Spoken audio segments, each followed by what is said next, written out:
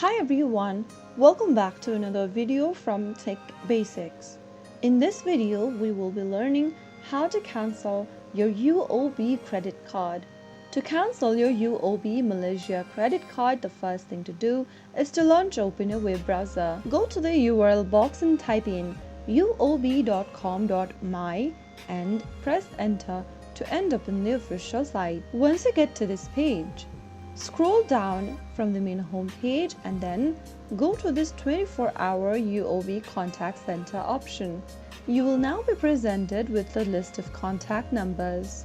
You can select the contact number that depends upon your region on the left inside corner, or if you want to cancel your credit card or report your credit card, you can choose this second number and make a phone call to it. Soon after you contact to the customer center, you will need to answer some of your security questions and mention that you'd like to cancel your credit card. Before cancellation, you must settle your entire credit card balance to avoid any outstanding fees.